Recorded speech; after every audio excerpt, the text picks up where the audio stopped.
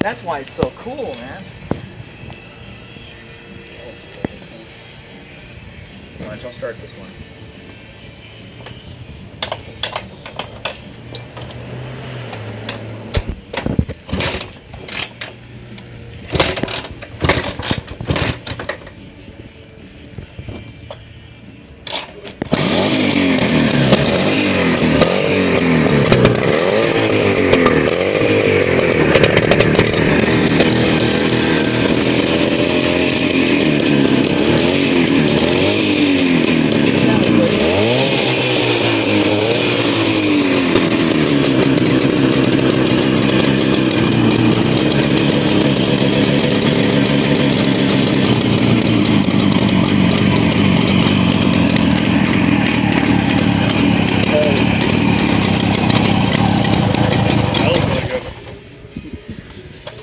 When it comes to these pre-war and wartime bikes, and I know a guy in Ohio.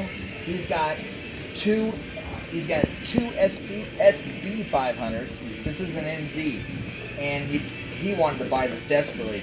And I found this, dude. This was sitting on fucking Cycle Trader, and nobody. And the guy had some shitty pictures on there, and all the people that were contacting him were all a bunch of flakes. I contacted the guy. Got an airline ticket. As soon as he came home, flew out there and picked it up, went home the same day.